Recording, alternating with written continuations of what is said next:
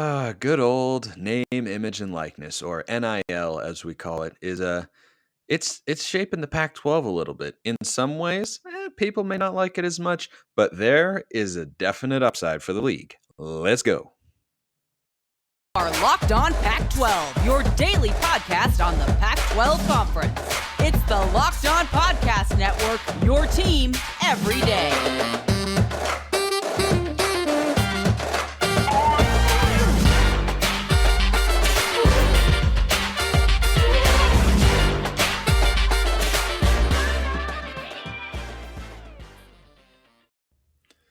Welcome, everybody, to another episode of Locked On Pac-12. I'm your host, Spencer McLaughlin. Thank you so much for making this your first listen or your first view of the day. Part of the Locked On Podcast Network, your number one source to stay up to date with our beloved Conference of Champions. Please continue to like, comment, subscribe wherever you listen to or watch this show. I've been so appreciative of all of you who have done that already. Today's episode is brought to you by BetOnline.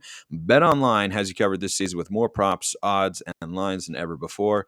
BetOnline, where the game starts. And we've got my man Richie Bradshaw of Locked On Sun Devils on YouTube and wherever you listen to your podcasts. I'm even just by coincidence, Richie, wearing a maroon shirt for you because overall, I think it's a pretty good morning for Arizona State after a couple days after National Signing Day has wrapped up. But it's been a minute since we've had you here on the show. It is great to talk to you again, my friend. It's always great to be on here, and I always feel even more welcome when you're rocking the maroon and gold with me. Well, I don't have any gold. We could. I'm gonna pretend. Okay, that's good. That's good enough. But I want. That's an awesome gold headband you're wearing. If you're on YouTube, you can see it. Yeah, people on podcasts, they'll never know. So the NIL discussion is fascinating because I think it can shape a conference for better or worse in more ways than one. And I want to start with our mailbag question today from Jonathan Rodriguez. If you ever want a question answered here on the show, YouTube comments, Twitter, all options, get it answered right here on the pod. He asks, what are your thoughts on the dirty side of NIL and the transfer portal? Specifically, now he uses an unkind name for UCLA, so we'll just refer to it as UCLA. Specifically, UCLA, I know of one student who declared for the portal and within 3 hours committed to UCLA with graphics and all. How could this be done without reaching out before they enter the portal? So what he's referring to there, without saying the word, is what they call tampering. And tampering has a number of regulations at the professional level, but it doesn't appear that they are really there at the college level. So I do want to start with NIL, and then we'll get to that tampering, because those are distinctly different issues. People always say like, oh, NIL and the transfer portal, and then they get lumped together. It's like, no. Just because you put peanut butter and jelly on the same sandwich doesn't mean they're the same product. They are distinctly different. So I want to start with NIL, Richie. With all the flips and all the wild craziness of National Signing Day, I think it's pretty reasonable to assume that one of the factors, and I'm not reporting this, I'm speculating here, but it seems that way as we've moved into this world and it gets crazier and crazier, that one thing that's leading to seemingly more high profile flips or last second flips is a school can come in that's had a relationship with a kid in the past and say, hey, if they're offering you this much in NIL, we'll offer you this much. And I do think that is playing out on the recruiting trail.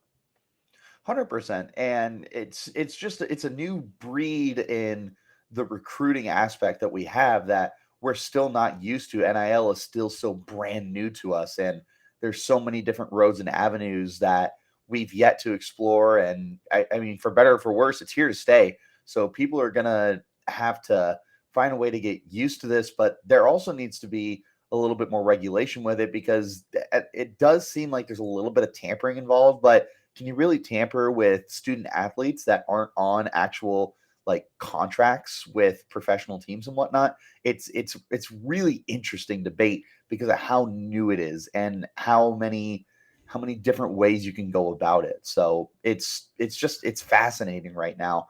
And like you said, it can really shape a conference and a university in more ways than one. I mean, you've seen the power that it's had over like Arizona State, for example, didn't have an NIL until really this last season when it was brand new.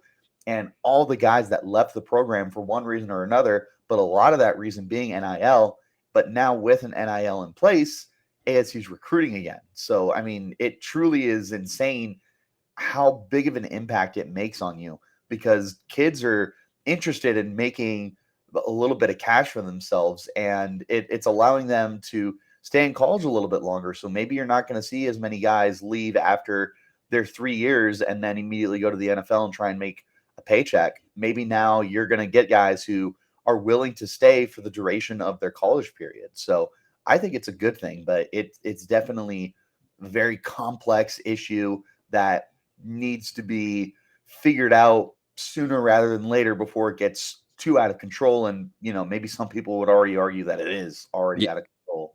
I think a lot of people would argue that it's already out of control. And, what I think, people like our guy Jonathan here are objecting to is the way that a school just comes in and essentially buys a player, right? Right. And that term, buying a player, is not, it doesn't sound great to people. It has at some level always existed in college sports. Like that's, worst kept secret. People have been paid illegally Even for before a NIL. long time. Right. Exactly. Reggie Bush. I do think, yeah, great example. I do think once you legalize it in a sense with NIL, it gets bigger, even more so than it was before. It's not really a new phenomenon so much as it's new for us as outsiders who are not a part of those deals and those talks between coaches and players. It's new for us to know more information about it. And I think that always has a tendency to make people uncomfortable or uneasy, because it is a shift in the landscape. And I certainly think, like a lot of things in college sports, frankly, like recruiting just as a whole, it benefits some programs more than the others. Like, there is no school arguably in the country more poised to use NIL to their advantage than USC. I don't think that anyone can argue that, right? UCLA is the second school in that city. USC is the biggest brand in football out west. They're in Los Angeles, which is entertainment capital, media capital, a lot of people, a lot of wealthy boosters at USC. I think the Trojans are certainly, in the best spot to capitalize on. I think other schools are in a good place too, but it's hard to look at the Pac-12 and say anyone could, take advantage of it more than USC. And by the way, when USC is already, for more than one reason, the villain of the conference, right? The collective villain, the team that, other teams like to root against the most. I'm sure you could have, Oregon up there near the top, but I'd argue USC's there. I don't know. Maybe I'm biased on that front, but I'd be willing to bet that I'm not, especially with USC leaving the Pac-12. I think it exacerbates that feeling as well, because now anytime a program like USC gets a kid who's high profile or flips a kid or gets a transfer, then it's everybody's baseline assumption now that, oh, he just went for NIL. Oh, he just went for the money. But it's not as if guys who are coming to your program, whoever you're a fan of, are not involved in those sorts of discussions at all. And I want your thoughts on that, Richie. But I want to remind all of you that driving high is considered driving under the influence. Not cool. That's right. Driving under the influence of marijuana is against the law in every single state, all 57 of them in these United States. Even in states where marijuana is legal, driving high can get you a DUI. And if you think law enforcement officers can't tell when you're driving high, you're wrong. Your friends can tell, your coworkers can tell, even your parents can tell, Richie can tell, I can tell, everyone can tell. So what makes you think law enforcement officers don't know when you're driving high? Driving under the influence of marijuana can slow your response time and change how you perceive time and speed. So even if you think you're fine to drive when you're high, you're not. Bottom line is, if you feel different, you drive different. And driving high is driving under the influence. So remember, drive high, get a DUI. This message paid for by the National Highway Traffic Safety Administration. So what do you think of that, Richie? I think that NIL kind of exacerbates on the one side of things in the recruiting and transfer portal front what had already taken place in college sports, which is it is advantage to big brands and big schools. And I mean, I just see it all over the place now. Anytime a kid goes to a big brand like this, well, it's because they gave him the bet. Well, yeah. Like that's just kind of what this is now. And you don't have to love it, but to your point, you either get used to it or you can't follow college sports anymore, because I just can't see this going anywhere, even if it gets regulated. As a famous Billy Bean once said in Moneyball and in real life, adapt or die. Okay? You can love it or you can hate it, but it's here to stay. Yeah. And it's been here. Like you said, you have the Reggie Bushes and the Terrell Pryors of this world who were taking money and got punished for it before it was legal, or legal. I mean, like, you know what I mean? It's not illegal. It's just not something that was very like highly sanctioned. How about that? Not yes, sanctioned. There you go. By Sanctioned. the NCAA. That's perfect. Yes. And now it's out in the open and everyone is allowed to do it as long as you have the backing to do it. Obviously, brands like Ohio State and USC have been doing this for a long, long time. Now the playing field is getting a little more even with allowing other schools like a Washington to be able to do NIL recruiting as well and pay players. I mean, it's just right, wrong, or indifferent. It's here to stay. So you can love it or you can hate it, but it's not going anywhere and it's only going to get bigger. So it's just one of those things where, like I said, adapt or die. Like the teams that aren't going to do it are going to lose very, very quickly. I mean, like I already mentioned earlier in the show with ASU, they didn't have an NIL for the longest time. Last year, 17 kids transferred out of the program, the vast majority of them for NIL opportunities, and it hurt the team this year.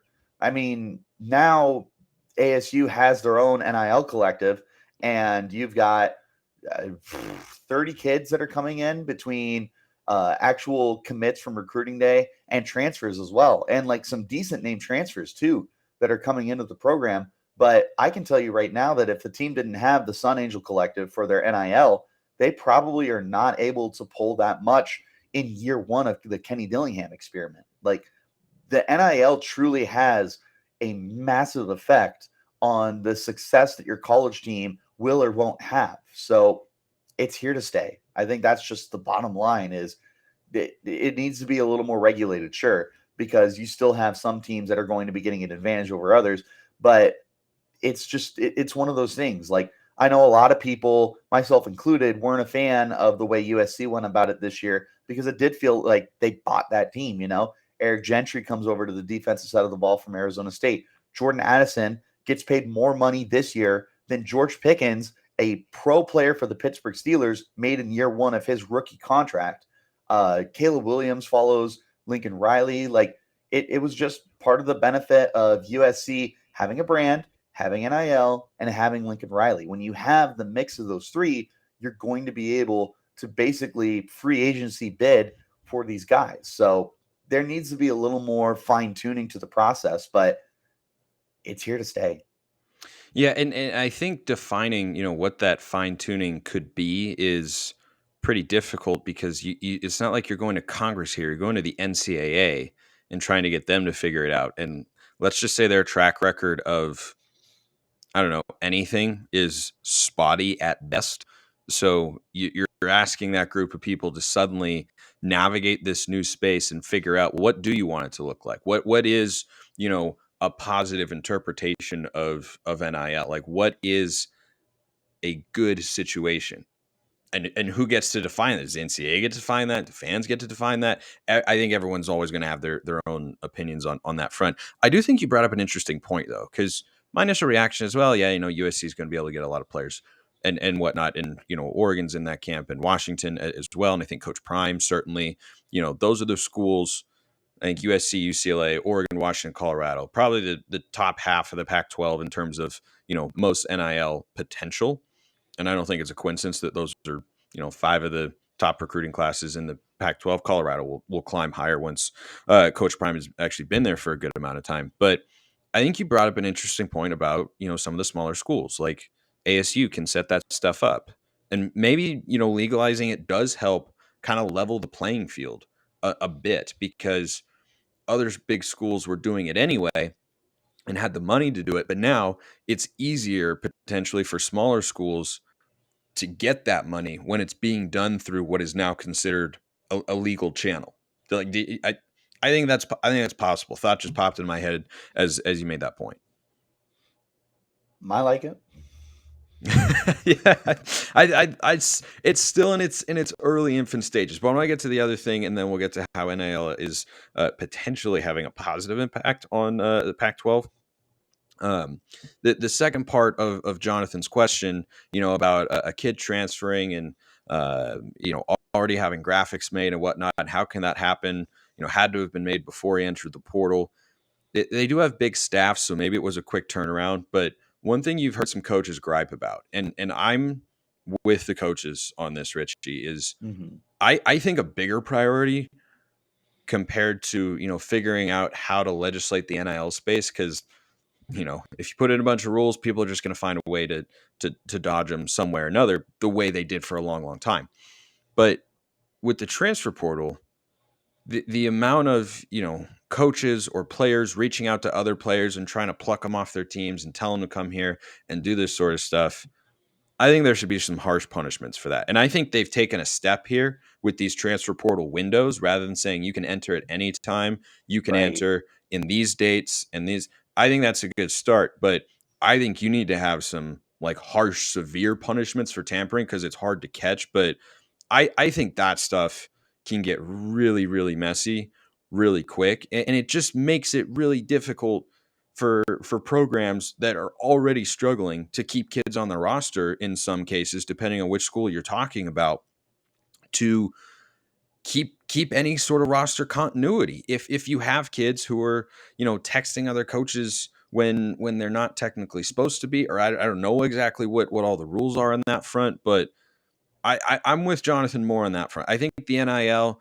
kind of is what it is, but I think the tampering stuff's even more yucky, where you have people saying like, hey, leave your school, get rid of, dump that program, come to this one, do that sort of thing. Like, I don't know. There's rules against it in the NBA. If you think it's ridiculous, like professional leagues have gotten there. And I think one day perhaps we will see some sort of adaptation from the NCAA on that front, but I don't think that day is, anytime soon. But I think they need to move on that front. I do too, because it's starting to get to a point where you're starting to affect the purity of the game. Because one of the things that when I talk to like my dad or some of my uncles about what they love the most about college, it was like the amount of like school spirit that these kids have and the loyalty that they would have to their program. And I mean, way back in the day, transferring was like so obscure, and you have to sit out for a whole year. These kids didn't have immediate eligibility. They had to wait a year instead of going directly from Arizona State to University of Southern Cal. They had to wait a year, and it affected them more than it does now, where it's like more power to the player, which I'm here for, but it's just a much different landscape than it used to be. And with the tampering especially, you're going to start getting to a point where college starts to feel more like a transactional process than it does an actual like pure event that you get to watch these kids for the duration of them going to school in order to get to the pro level when they're already making money and this, that, and the other kind of thing. So again, for like the 100th time, right, wrong, or indifferent, NIL is here to stay. The tampering, though, is definitely something that needs to get touched on. Like you said, I don't know how quickly that's going to be fixed. This might be something we have to deal with for a little while now, because there's so many gray areas for when the NCAA feels like they can and cannot step into a situation in order to rectify it. But overall, it's just such a new and young process.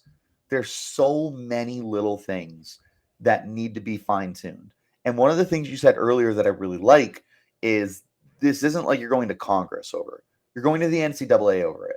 And they're not exactly known for handling situations in the best way possible.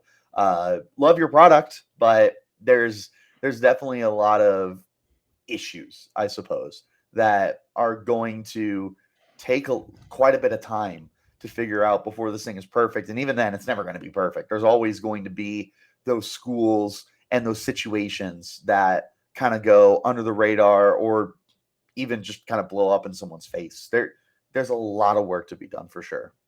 There is an upside, however, to both NIL and the transfer portal, and it's playing out in the Pac-12 right now in real time. All these changes, I think it could look very different in a couple years.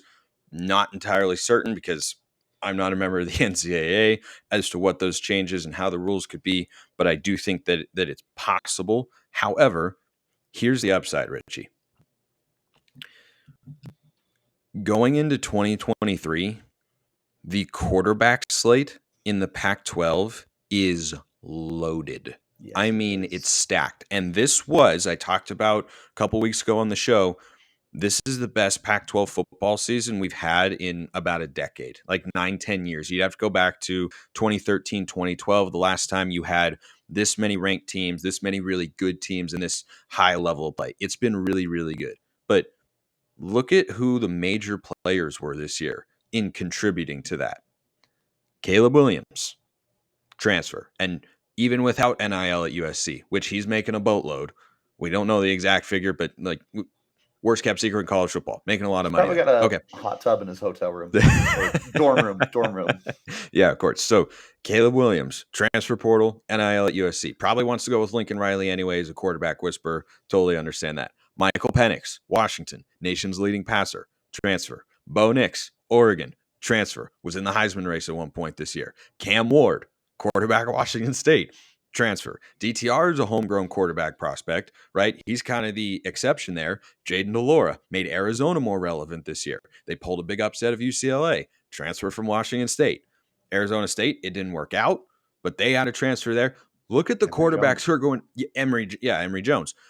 Look at the quarterbacks who are going to be back next year. Caleb Williams, Michael Penix, Bo Nix, Cam Rising can come back, and I suspect he will. I don't know why he wouldn't. Yeah, I don't know why he wouldn't either. I don't think he's, got too much NFL upside. He doesn't have a great arm, still a great player. Cam Ward, Washington State. Drew Pine, who we know is competent, is going to Arizona State via the portal. Jaden DeLora at Arizona.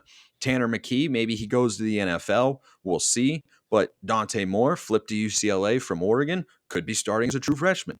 One of the reasons, Sanders kid. Yeah, one of the reasons, yeah, Shadur Sanders at Colorado, transfer portal. So there is, I understand people are frustrated because I feel it sometimes too of like, man, this feels yucky, it feels gross, it feels sticky, and I don't love it. But you look at that lineup, Richie, and I say, man, a couple of those guys, right, transfer portal, but also specifically Michael Penix and Bo Nix, who are going to be back next year and will be great players in the conference as they were this year. Are we so sure that 4 years ago, they don't go to the NFL because they can't get paid in college? That's the upside of NIL is you have players who might otherwise say, well, I'm going to go to the league because I want to get paid. Well, now you can at least be making something, and maybe that's what they're looking for here. I think it's, I can't say for certain that it's the deciding factor, but it'd be hard to say that it's not playing a factor at all. I'm the leading passer in the country, and he's saying, I want to come back to college. And I think he loves Washington, and I think Bo Nix loves Oregon. But you can't, I just wouldn't buy that NIL is not in play at all. No, 100%. It has to be. I mean, because here's one of the examples that I think of when it comes to NIL. Do you remember the name Peyton Barber? I do. He's the running back at Auburn, for those of you who don't remember. Mm-hmm. He declared for the NFL early, and a lot of people were shocked that he declared for the league because nobody really had a lot of tape on him. He wasn't like a full-time starter, but it came out that the reason why he declared was because his mother was homeless and he was trying to make a paycheck so that she could find a place to stay and get off the streets and everything. If he has that opportunity, he doesn't have to force himself to go to the league where he was like a 5th round pick or something like that. He has an opportunity to continue his college career, continue his education, still make a little bit of cash for himself, and not put himself at risk of not getting drafted or anything like that. Because that was a real scare for him is this kid even going to get drafted? Now, obviously he did. He was able to make a nice little stint in the league for what it's worth. But there's a lot of other less extreme examples than that, where these kids will be able to play out their college careers instead of gambling on themselves, declaring for the draft before they probably should because they're looking to make money now rather than later, and then ultimately end up flat out out of the league before they're able to get going. Like, there are some really good benefits to the NIL for the students, but also for the programs, because like you said, is Michael Penix really coming back next year after leading the league in passing yards?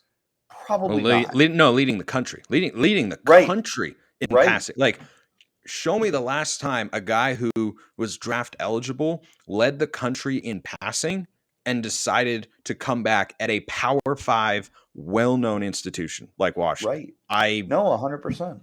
It's I can't see that. No, not at all. But now you have that opportunity. And for the Pac-12 especially, the Conference of Champions, the conference that gets what's a nice way to put this? Like, just crapped on, I guess, by the other conferences for being low-level competition, because it's all about the SEC and it's all about the Big Ten. Like, now you look at the Pac-12 for 2023 and you're like, wow, those are some talented teams. You legitimately, in a best case scenario, you have what, like one bad team in Cal. Other than that, I mean, ASU and U of A and Colorado can make serious strides with good quarterbacks and coaching opportunities. USC and Oregon will be right back in the playoff hunt. So will Utah. So will Washington potentially. UCLA, if Dante Moore is able to take over right away, could also be a really good team. Stanford, who knows? Maybe they bounce back pretty quickly. There's a lot of really good teams in the Pac-12 right now, and NIL is at the forefront of the reason why. Yeah, and the transfer portal as well. I think both are making the league more competitive and more interesting too, because one thing you want to have, I talked about this when Deion Sanders got hired at Colorado. If you're a program and you're not good, you want to at least be interesting or exciting in some way. And Colorado was just a disaster this year. They won one game. They only played one other close game, and that was against ASU. They did ultimately end up losing, of course. But Cal is in a bad spot because they're not that good and they're not that interesting and they don't have a lot of momentum. But the Pac-12 as a whole has a team like Colorado that still might be, only a 3-4 win team next year. Is there a more interesting 3 or 4 win team in the country in 2023 potentially than Colorado? Maybe they win more than that, but everyone wants to see, well, when's Coach Prime going to get his first win? When is Coach Prime going to do this, that, and the other thing? And the storylines in 2023 for the Pac-12, you don't just want to have a good competitive league. You want to be interesting. You've got to get on teams and national media people's radars, right? You have got to, have a reason for people to watch. And I think the level of quarterback play being elevated through the portal, combined with the coaching hires that we've seen, and like take Arizona for example, they weren't ultimately that good this year, but they scored a lot of points because they used the portal. They were interesting. Jaden DeLora, Jacob Cowing, big parts of the offense this year. It allows for teams to make themselves more relevant more quickly. But I do think with the academic standards at Stanford and Cal, I think it could start to get really, really hard to win at both those places. But I think the league is in a great spot right now. Is it a bummer USC and UCLA are leaving? Yeah, a little bit, because, man, this league in 2023 might be the best year of Pac-12 football ever. I can't wait for it already, and we haven't even finished bowl season, and I love bowl season. I also love having my man Richie Bradshaw of Locked On Sun Devils at Richie Brads with a Z 36 on Twitter, YouTube, and wherever you listen to your podcasts if you want ASU-specific content. Richie, it's always good to talk to you, my man. It's always my pleasure to come on and talk anything with you, Spencer. Well, it's always fun. No shows Monday or Tuesday, by the way. I'm taking just like a small, minuscule little break for the holidays. I hope you can forgive me. I'll have a show up on starting on Wednesday. So Merry Christmas and Happy Holidays, everybody. Thank you so much for listening. See you next time and have a wonderful rest of your day.